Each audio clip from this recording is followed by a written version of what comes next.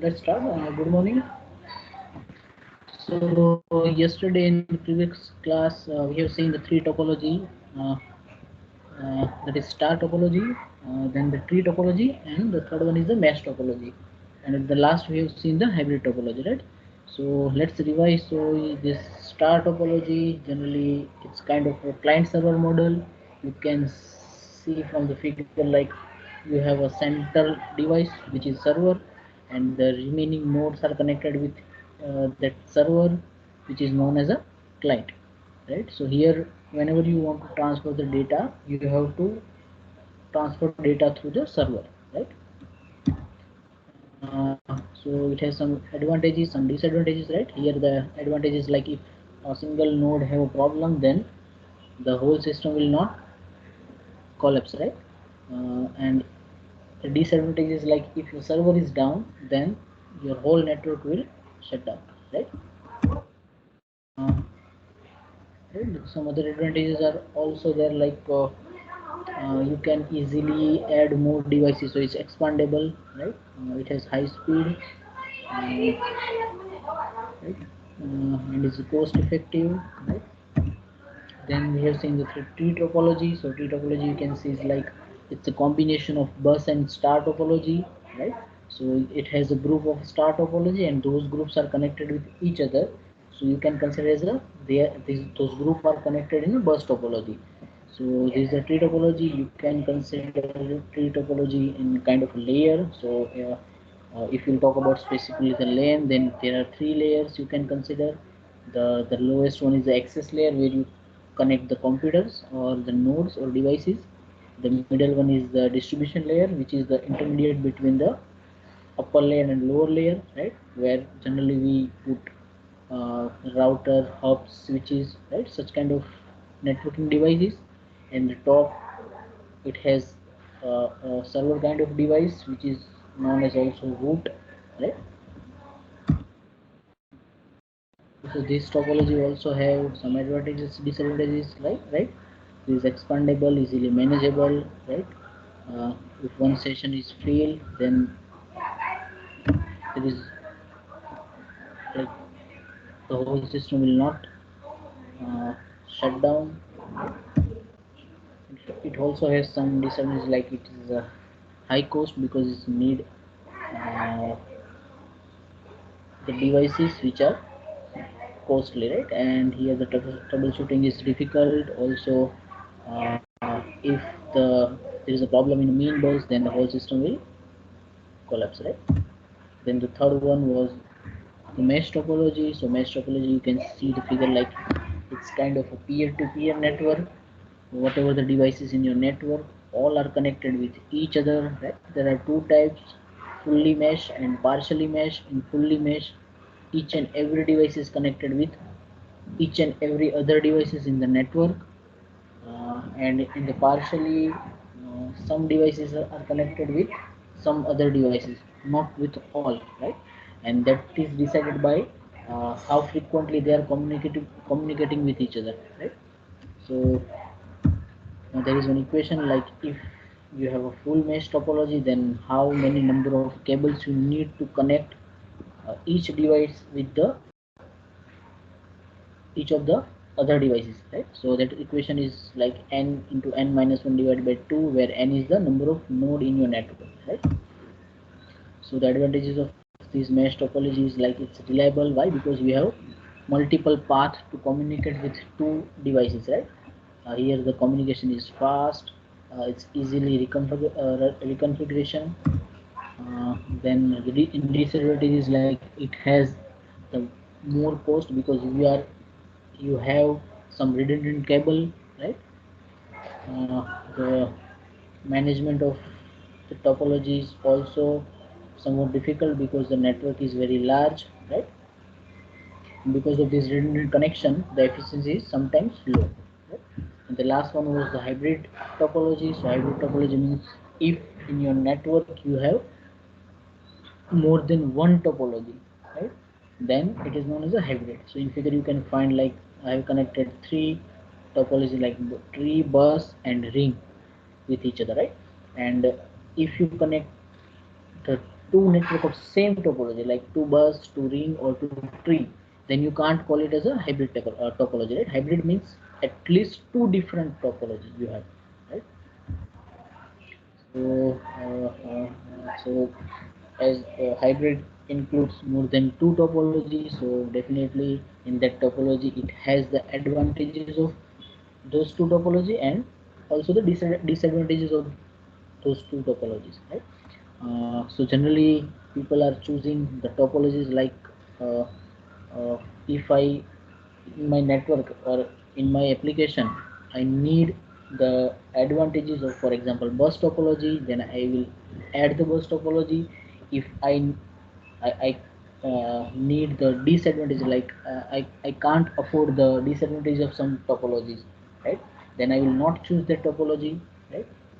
So this way we can choose the topology in the hybrid topology, right? So the hybrid topology has the advantages like it's reliable, it's scalable, it's flexible, and it's more effective. And the disadvantages like more than one topologies are included, so it has the complex design. Also, it's need the costly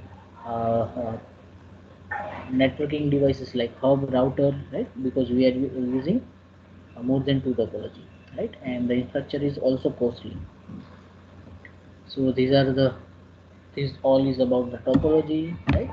So up to this topology, uh, so far we have covered like starting from the computer network, the devices or the equipment which we are using in the computer network to develop the computer network, right?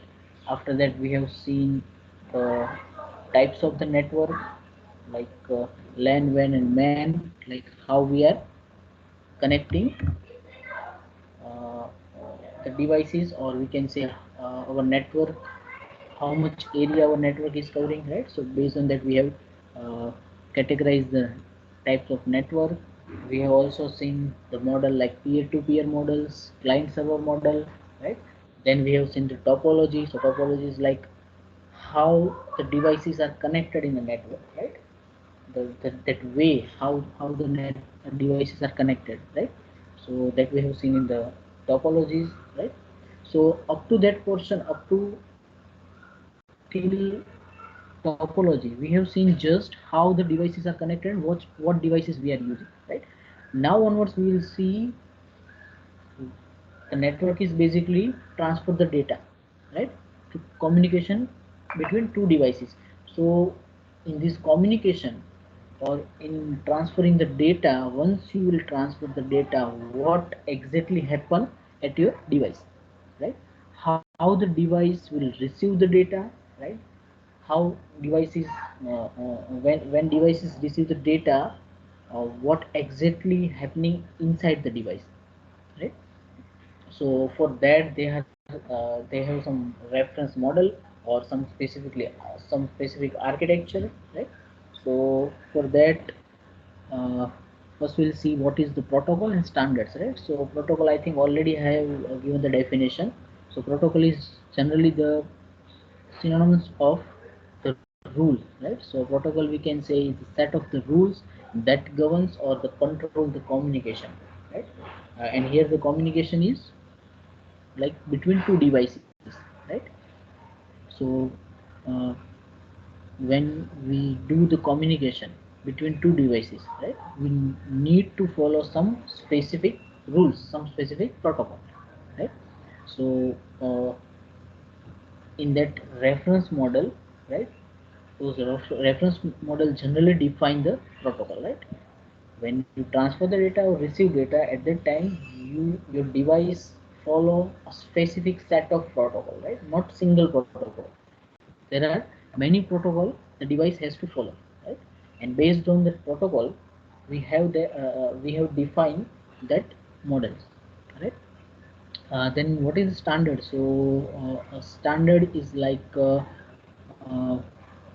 if or we can say like we know that nowadays you will find, specifically if you'll talk about the laptop, then you will find many brands, right, which are manufacturing the laptop. like Lenovo, Dell, HP, right? Apple, right?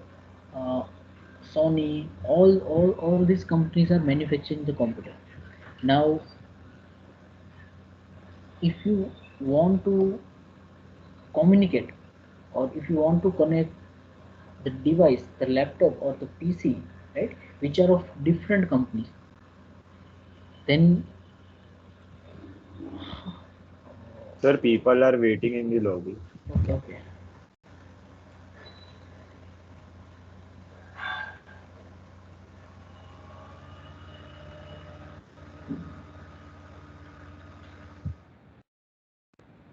So if you want to communicate between two PCs which are of different company, then they that manufacturer company must make those PC with same standard, right? Some same uh, specification, right? Or some same hardware, right? So we can define the standard like standard essentially in creating and maintaining an open and competitive market for equipment manufacturer, and also in guaranteeing national and international interoperability of data and telecommunication technology and process, right? So standard means they have that regulation, they have that that kind of equipment, right? So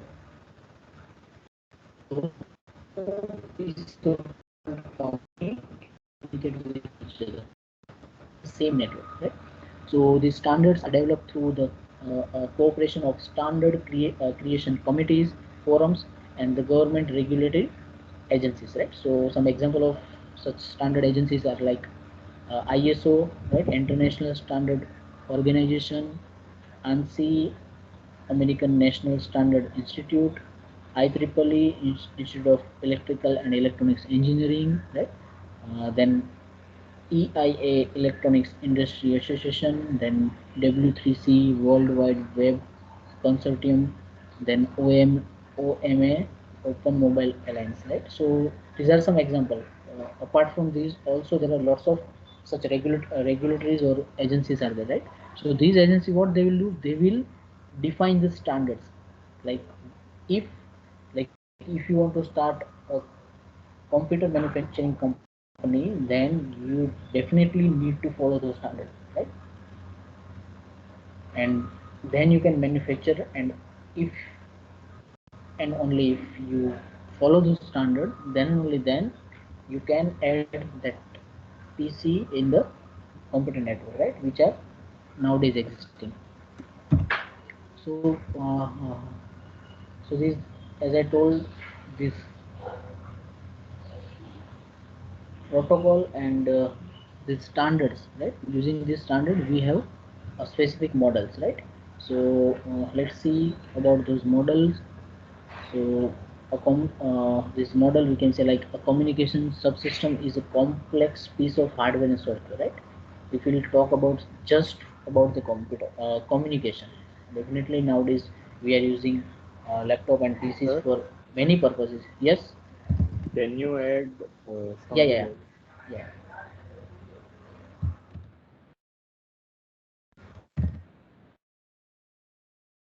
So though computer and laptops are doing many tasks, I only talk about just communication. So if I talk about the communication subsystem, then it's a complex piece of hardware and software, right? So in the early day, what people have done, they have implementing the software for such subsystem which are based on a single complex unstructured program with many interacting components. But the whatever they have developed, that resultant software was very difficult to test and modify. So to overcome such problem, the ISO, right, that ISO International Standards Organization has developed a layered approach, right? They have given approach, or we can say standard, right? So in that layered approach, networking concept is divided into several layers, and this each layer is assigned a particular task, right? If you want to do the communication, then you have to perform many tasks, right? So what ISA have done, they have divided this task in several layers, right? Therefore we can say that networking task depends upon the layers. So let's see this layered architecture or layered approach. So the main aim of the layered architecture is to divide the design into small pieces, right? And each lower layer, you have some specific number of layer like 4, 5, 6, right? So starting from the lower, there is a upper layer, right?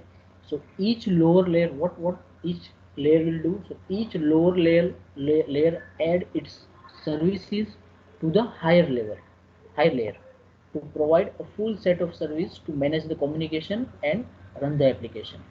So each layer has its own function. After doing it that function, it is providing the service to the upper layer, right? It provides modularity and the clear interface, right? So it provides interaction between the subsystem, right? And this layered architecture or layered approach, it ensure the independence between the layers by providing the service from lower to higher layer without defining how the service are implemented. Like so, particular layer has their own service or own task, right? So we can say like all these tasks are independent with each other, right? And why they make these services or the task independent? Like for example, you have some update, right? Like we know that every day there is some technology come in the picture. So for example, uh, nowadays whatever the data communication speed is there, now if somebody will find some other way to do uh, uh, the that communication with higher speed, that definitely they have to do some modification in some task, right? So if these tasks are independent, then and only then you can do the modification. Like if you do the modification in one layer or one task, it will not affect the remaining layers or remaining tasks. Otherwise what you have to do, if you have a small changes, then you have to change the whole system, right? So to remove that drawback, right, they have made these layers independent, right? So any modification in layer will not affect the other layer. The number of layers, function, content of each layer will vary from network to network, right? However, the purpose of each layer is to provide the service from lower to higher layer and hiding the details from the layer of how the service are implemented, right? So the one layer does not know how the his lower layer or upper layer is working, right? The layer will only know about the functionality of its own. So for example, if you have the architecture of n layer, you have n layer architecture, then if you want to do the communication between two machine or two devices, then how they will work? So like you have n layers. So for example, first layer of your first device only deal with the first layer of your second device. It is not like the first layer of your first device have some dealing with the second, third or fourth layer of your second device. So you can say like nth layer on one machine will have communication with the only nth layer of the another machine, right? uh, and the rules used in the conversation are known as a layer n protocol, right? So in this each layer they have some protocol, right? So they have protocol means you can deal the protocol with which are of the same type, right? For example, if you have one protocol is like HTTP in some application layer, right? In some top layer, and you have some other protocol which is ATM, which is in the lower layer. Then there is no dealing with those two protocols, right? In the first layer, if you ATM protocol, then in the second device, in first layer only you have that ATM protocol. So those two can deal with each other, right? And the basic element of the layered architectures are service, protocol, and interface, right? So these three are the basic, we can say, element of the layered architecture, right? So what is a service? So service is a set of action that a layer provides to higher layer, right? So each layer is providing some service to its higher layer, and that is known as a service. Then the protocol we already defined, right? It's a set of rules that layer uses to exchange the information with peer entity, right? And these rules mainly concern about the both contents and order of the message used, right? And the interface, it's a way through which the message is transferred from one layer to another layer, right? So here I have given one example, like you have two devices, and the both devices has the 5-layer architecture, right? So you can see in the figure I have connected like layer 5 with layer 5 of the second devices, layer 4 of the first device with the layer 4 of the second devices, right? Likewise, each layer, each level is connected with the same level of the another devices, right? You cannot find like a layer 1 is connected with the layer 2, right?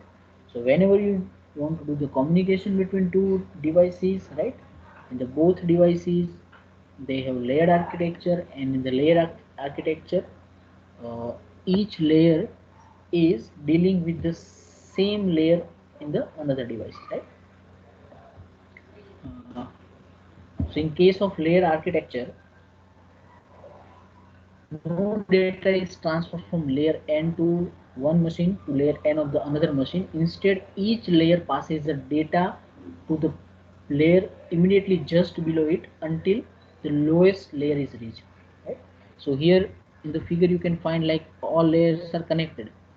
It is not mean like whatever data you are transferring, that data is transferring both from the layer to layer, right? I'm talking about the dealing. I'm not talking about the transferring the data, right? So these layers are connected with each other. Connected means they will deal. They will do some functionality. They will provide some service like you can transfer the data, right? So their function is not transferring the data. Data is how they are transferring. Data is transferring like once the data will reach to, for example, you are sending the data from device 1 to device 2. Then what happened? Uh, when you send data, the fifth layer of your sender will deal with the fifth layer of your receiver.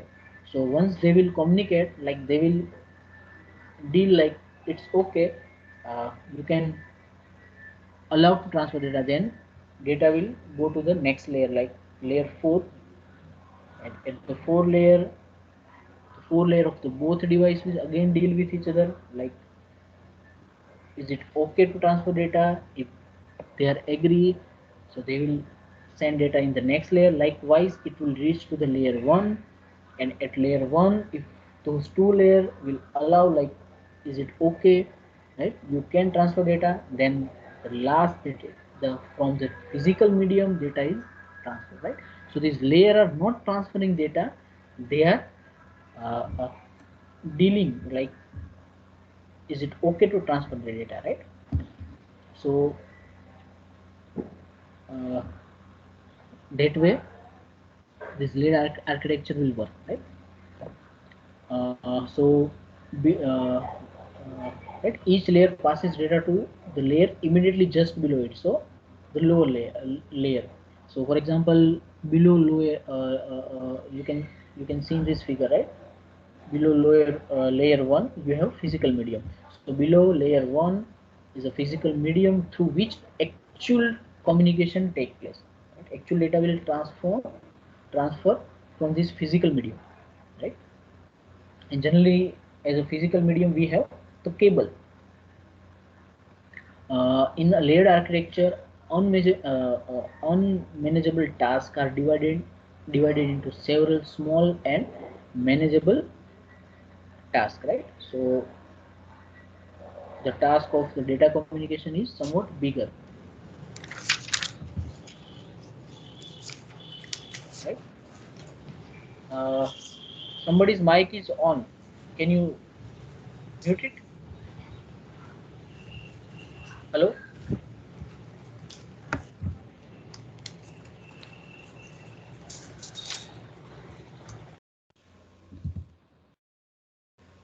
So, right, so the function of the layer architecture is main aim is to divide this whole task into small module, right? So you can easily manage. The data is passed from upper layer to lower layer through an interface, right? That already we discussed. A layered architecture provides a clean-cut interface so that minimum information is shared among the different layers. It also ensures that the implementation of one layer can be easily replaced by another implementation, right? So that's why all layer we have made independent, right? So a set of layers and protocol is known as a network architecture, or also you can call it as a reference model, right? A set of layers and protocols, right? If you combine these two, it is known as a network architecture, or you call it as a reference model, right? So let's summarize like why we need to use this layered architecture, right? So the first reason is divide and conquer approach, like it's make design process in such a way that unmanageable tasks are divided into small and manageable tasks. In short, we can say that this approach reduce the complexity of your design, right? The second advantage or second point is the modularity. So this layered architecture is more modular, right? It's this modularity provides independence of each layer, right? And because of this independence, you can easily understand, implement, and do the modification, right? The next is the easy to modify, right? So as we discussed, it's this layer architecture ensures the independence of each layer, right? And so the implementation each one layer can be changed without affecting the other layer, right? So you can easily modify. Then the easy to test, so each layer of this layer architecture can be analyzed, test individually, right? So whenever you need to modify or you find some new way, then definitely before implementation you have to test it, right? So that testing is also easy in this layered architecture, right? So now let's see this reference model, right, or network architecture. Right, so this reference model offers a means of standardization which is acceptable worldwide, right? So if you have a computer which is purchased in India, and somebody have purchased a computer from some, for example, USA, and if you want to do the communication between these two computers, then still you can do, right? And why you are able to do that? That is because of the both the computer, the manufacturing company of both the computer have followed the same standard and same protocol, right? And you can combinedly you can say like they have uh, uh, uh, follow the same reference model, right? So this reference model offers the means of standardization, and that is acceptable worldwide.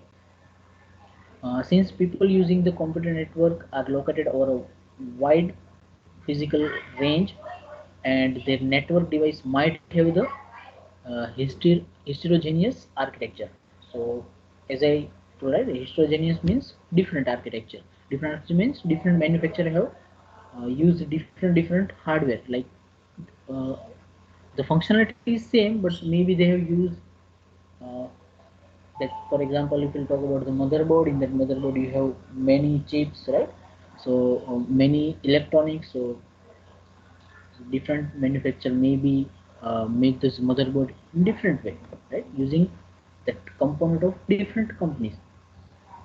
So they still they have these various architecture. Architecture means various hardware. Still they can able to do the communication, right? So in order to provide the communication among these heterogeneous devices, we need a standardized model, and that is known the reference model, right? And which provides us a way how this device can communicate regardless their architecture, right? So mainly there are two types of reference model, right? We will find in the literature or generally such devices are using. So those two reference models are uh, TCP/IP model and the OSI model, right? So this TCP/IP means Transmission Control Protocol and Internet Protocol, right? So its short form is TCP/IP model, and the second one is Open System Interconnection model, right? This OSI model is more standard, but this TCP is we can say developed earlier than this OSI model, right? So this TCP/IP is somewhat developed in 1970s. Okay, let's see these two models one by one, right?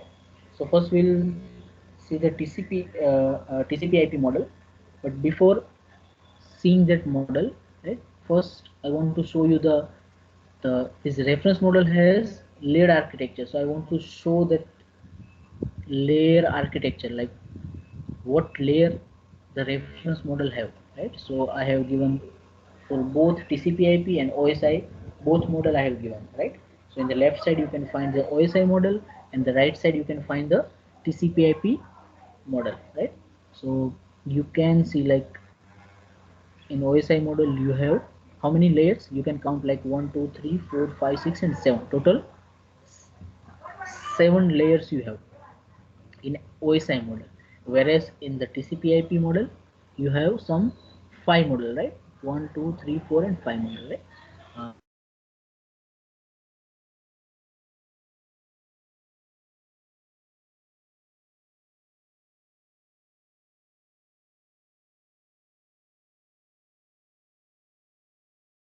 Right?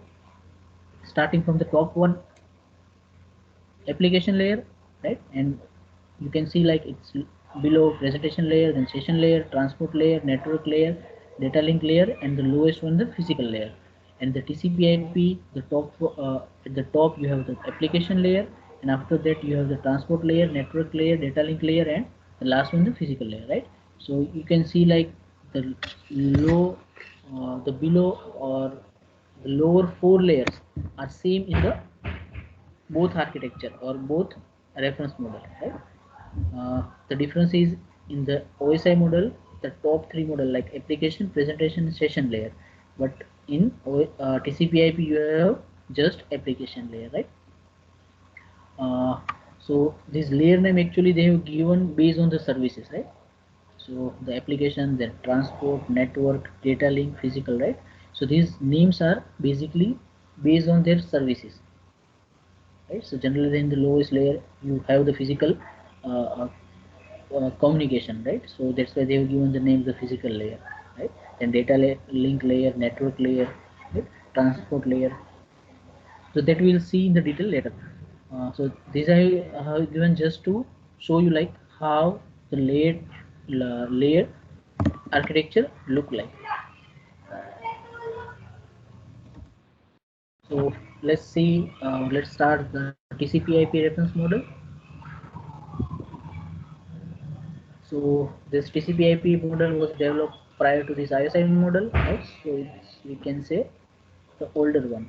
Uh, and as you have seen the figure, this TCP/IP model is not exactly similar to the OSI model. They have a difference.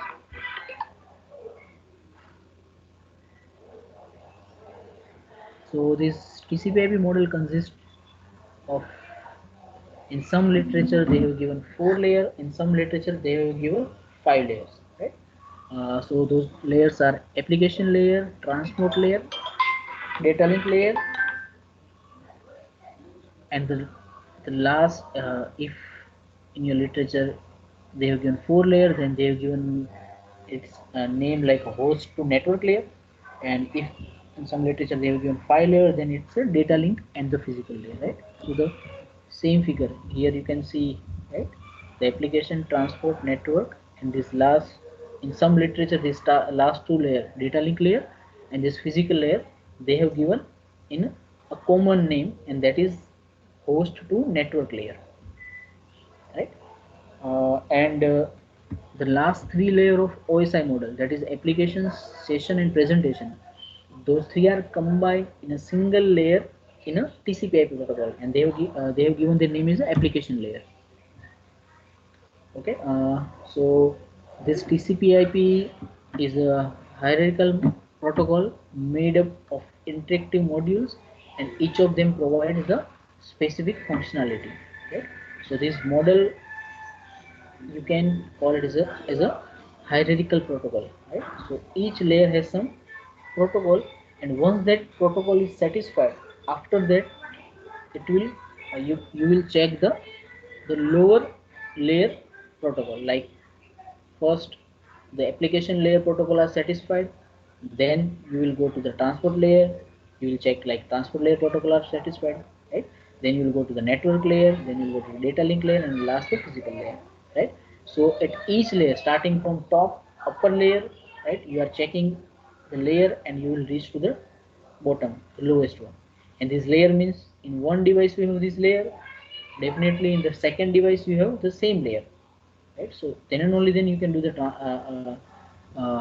communication.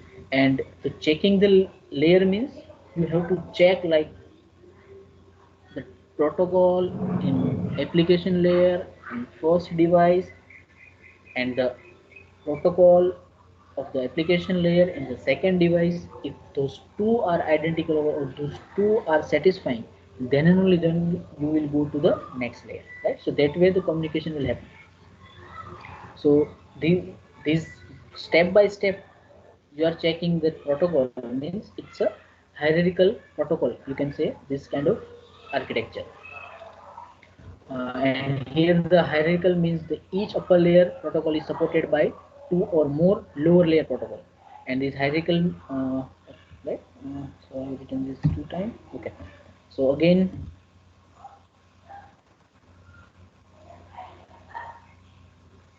this figure I have shown, right, that is about only the TCP/IP protocol suite. So you can see here beside that they have written like in application several application protocols are there. In at transport layer you have some several transport related protocols are there. At network layer you have some internet protocol or some helping protocols are there. At this data link and physical both have the functionality of like they have underlying the LAN and WAN technology, right? And this combined name is host to network protocol layer. So here one this figure you can see, right? Here also you will find like the bottom you have physical layer, then data link layer, right? After that in network layer you will find like ICMP, IGMP, IP, ARP, ARP, right? So these all are the short form of the protocol. These are the name of the protocols which are in short, right? So that function of each protocol we will see. Same way, if you see in the transport there are 2 types of protocol. It has the TCP and UDP, and the last layer, that is application, right? So in that they have more protocol like SMTP, FTP, Telnet, DNS, SNMP, NFS, RPC, TFTP, then HTTP also at this application layer, right? So this is the, you can say, function or protocol or in each layer in TCP/IP architecture, right? So in some literature you will find this kind of, if you also search in the Google, right? You will find the different figures, right? So almost you will see the almost the name of the protocol are same, right? So here also one this is from a different literature that is also the protocols in each layer in the TCP/IP protocol, right? So here also you can find like in the bottom here they have considered this physical and data link layer as a combined host to network layer, right? So here in that they have Ethernet, frame relay, token ring, right? So this token ring you can we have discussed in the at the time of the topology, right? This token ring is a type of topology also, right? Then ATM, right? So these four protocol will work at the bottom layer, which are host to network layer or physical and data link layer, right? You can see, right? Then at next is the network layer. So here see in one literature they have given the name network layer, and other literature they have given it as a internet layer. Actually, the network means if your two devices are connected in a network, right? Then this layer of the architecture will check that you have the same network, you have the same type of network, you have which type of network, right? So that is functionality, the task is done by this layer, and generally we are using internet most of the time. In network we have internet, so here they have given name as internet layer, right? But if you see the name of the protocol, right? Here also this IP, ICMP, RARP, IGMP and ARP, and the same name you will find here, right? ICMP, IGMP, IP, ARP and RARP, right? So that in different literature they have given different name to the layer, but actually the protocol are remain same, right? Then the transfer layer here also the protocol are TCP, UDP and SCTP. Yeah, so here also they have written the TCP and UDP. Here they have included one more protocol, right? Then at application layer here they have mentioned only the three protocol, that is telnet, DNS and HTTP, right? So this telnet and DNS is already in this figure. HTTP is not here, right? So this figure is not, I'm telling like exactly that amount of protocol are working at this particular layer, right? Like in the transport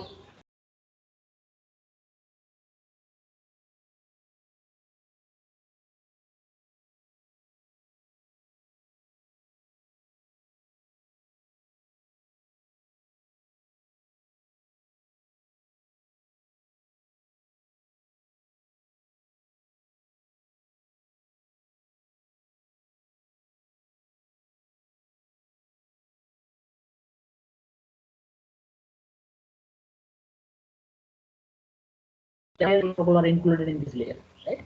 So every day this is upgrading. So the first is this host.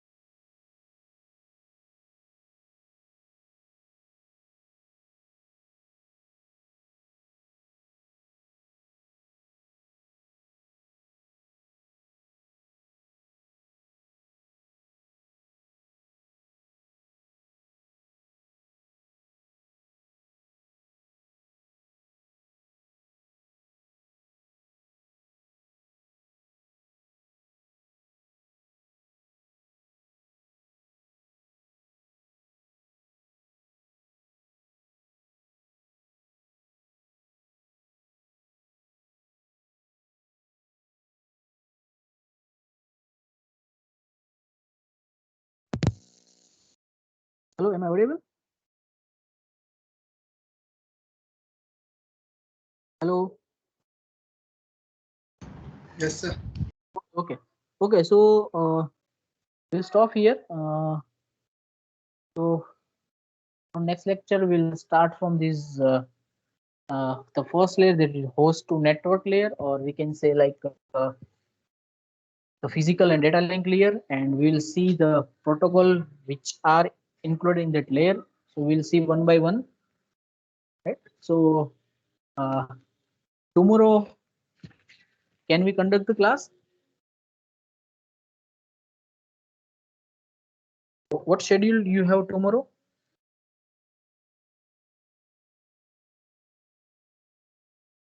Sir, next week. Next week. Okay, okay. Actually, one lecture we cover, but still one lecture is there. So if you are comfortable, okay, no problem. Then next lecture is fine. So no problem. Let meet on Tuesday, right? So we have lecture on Tuesday. So, okay. So anybody have any question in the today's lecture?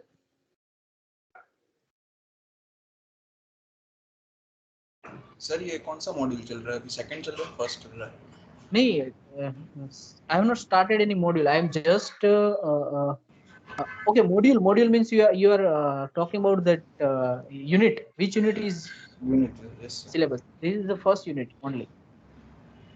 Okay sir You have I think these unit have the maximum topic, like uh, it is about 12 hour unit. So we have to spend some 12 lecture to this particular unit. So already we have covered some 60%. Now we only left in this unit is wireless sensor network. Sir इसके And ALA components क्या क्या है इस subject में ALA components ALA, ALA that I will provide. Okay That sir that I will. ALA means you are asking about that presentation. Anything sir मतलब आप जो बोलोगे मतलब असाइनमेंट हो या तो फिर Yeah. So in that I will also provide the assignment. We will also conduct the quiz. Once the first unit will complete, after that we will conduct a quiz, or we can say kind of class test, right? It's kind of uh, this optional, okay? And I will also give you the assignment, and in the assignment you just need to write, because in this you don't have any example kind of thing, right? So only you have theory. So you just write the question answer. So I'll provide some question, you just write it. Okay. Okay. Okay. Yes So okay, fine. So we'll finish here. We'll meet on tomorrow. I'll share the form in the chat box, okay, or in the message box. You can see and you can fill it.